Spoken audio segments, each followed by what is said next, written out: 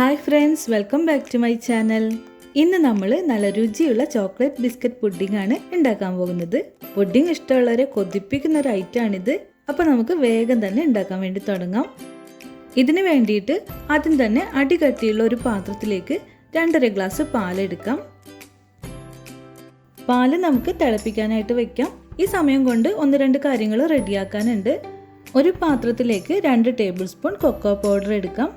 ഇതിലേക്ക് 3-4 table spoon പാല് ചേർത്ത് നന്നായിട്ട് മിക്സ് ചെയ്ത് വെക്കണം. കൊക്കോ പൗഡർ ആദ്യം പാലിൽ മിക്സ് ആവാത്ത പോലെ നിൽക്കും, പിന്നെ നന്നായിട്ട് ഇളക്കുമ്പോൾ റെഡി ആയിക്കോളും. ഇതേപോലെ തന്നെ കോൺഫ്ലോറും നമുക്ക് മിക്സ് ചെയ്ത് വെക്കണം. അപ്പോൾ ഒരു 3 ടേബിൾ സ്പൂൺ കോൺഫ്ലോറിലേക്ക് 2-3 ടേബിൾ സ്പൂൺ പാല് ചേർത്ത് ഇതും നന്നായിട്ടൊന്ന് മിക്സ് ചെയ്ത് വെക്കാം. പാലിവിടെ തിളച്ച് വന്നിട്ടുണ്ട്. ഇതിലേക്ക് 1/4 കപ്പ് പഞ്ചസാര ചേർത്ത് കൊടുക്കാം. മധുരം നിങ്ങൾക്ക് വേണമെന്നുണ്ടെങ്കിൽ കൂടുതൽ ചേർക്കാം കേട്ടോ. ചോക്ലേറ്റ് പുഡിങ്ങിലേക്ക് അധികം മധുരമായാലും ടേസ്റ്റ് ഉണ്ടാവില്ല. നമ്മൾ നേരത്തെ മിക്സ് ചെയ്ത് വെച്ച കൊക്കോ പൗഡറും ഇതിലേക്ക് ചേർത്ത് കൊടുക്കാം.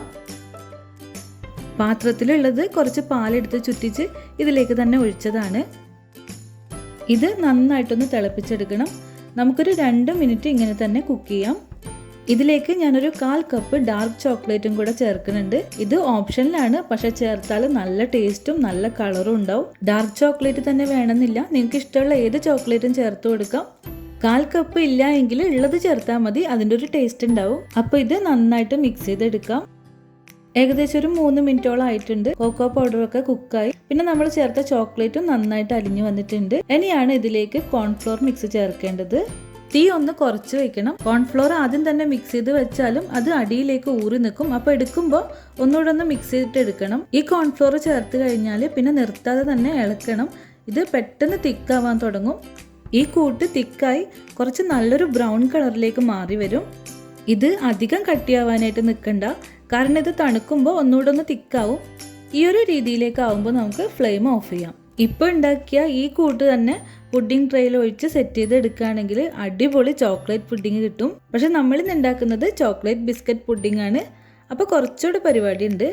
അപ്പോൾ ഞാനൊരു പാത്രത്തിലേക്ക് 1/4 കപ്പ് പാൽ എടുത്തിട്ടുണ്ട്. ഇതിലേക്കൊരു 1/2 ടീസ്പൂൺ പഞ്ചസാര ചേർത്ത് കൊടുക്കാം. എന്നിട്ട് ഇതൊന്ന് നന്നായിട്ട് മിക്സ് ചെയ്ത് വയ്ക്കാം. ബിസ്ക്കറ്റ് വേണം. ഞാനിവിടെ 150 ഗ്രാം ബിസ്ക്കറ്റാണ് എടുത്തിട്ടുള്ളത്. നിങ്ങൾക്ക് ഇഷ്ടമുള്ള ടൈപ്പ് ബിസ്ക്കറ്റ് എടുക്കാം. ഉപ്പുള്ളതല്ല, മധുരമുള്ളത്. ഈ ചോക്ലേറ്റ് മിക്സിന്റെയും ചൂടൊക്കെ മാറിയിട്ടുണ്ട്. ഇനി നമുക്ക് പുഡിംഗ് സെറ്റ് ചെയ്യാനായിട്ട് തുടങ്ങാം. ആദ്യം ഈ ബിസ്ക്കറ്റ് പാലിലൊന്ന് കുതിർത്തെടുക്കണം. ജസ്റ്റ് ഒന്ന് പാലിൽ മുക്കിയെടുത്താൽ മതി. ഇത് സെറ്റ് ചെയ്യാനുള്ള ഗ്ലാസ് ബൗളിലേക്ക് വയ്ക്കാം. ഗ്യാപ്പ് ഉള്ളിടത്തൊക്കെ ബിസ്ക്കറ്റ് മുറിച്ച് വെച്ചിട്ട് ഫില്ല് ചെയ്യാം. എല്ലാ ബിസ്ക്കറ്റും ഒരു ലെയർ ഇങ്ങനെ വെച്ചിട്ടുണ്ട്. ഇനി ഇതിന്റെ മുകളിലേക്ക് ചോക്ലേറ്റ് മിക്സ് ഒഴിച്ചു കൊടുക്കണം. വീണ്ടും ഇതിൻ്റെ മുകളിലായിട്ട് പാലിൽ ബിസ്ക്കറ്റ് കുതിർത്ത് വെച്ചു കൊടുക്കണം. ഒരു ലെയർ അല്ലെങ്കിൽ 2 ലെയർ ആയിട്ടും ചെയ്യാം. എന്നിട്ട് വീണ്ടും ഇതിൻ്റെ മുകളിലായിട്ട് ചോക്ലേറ്റ് മിക്സ് ചേർക്കണം. ഇങ്ങനെ ചോക്ലേറ്റും ബിസ്ക്കറ്റും ഇടവിട്ട് വെച്ച് ഈ കൂട്ട് കഴിയുന്നത് വരെ ചെയ്തെടുക്കണം. ലാസ്റ്റ് കുറച്ച് ബിസ്ക്കറ്റ് തരികളുള്ളത് ഇതിൻ്റെ മുകളിലായിട്ടും വെതറിയിടാം.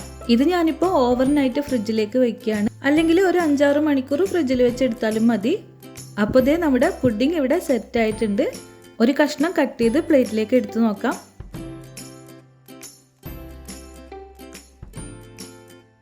പുഡിംഗ് നല്ല അടിപൊളിയായിട്ട് വന്നിട്ടുണ്ട്. കാണുമ്പോൾ തന്നെ കഴിക്കാൻ തോന്നും. നല്ല ടേസ്റ്റും ഉണ്ട്. ഇതുവരെ ട്രൈ ചെയ്തില്ല എന്നുണ്ടെങ്കിൽ ഉറപ്പായിട്ട് ഒരു തവണ ട്രൈ ചെയ്ത് നോക്കണം. അഭിപ്രായങ്ങൾ അറിയിക്കാൻ മറക്കരുത്. അപ്പോൾ പുതിയൊരു റെസിപ്പി ആയിട്ട് വീണ്ടും വരാം. താങ്ക്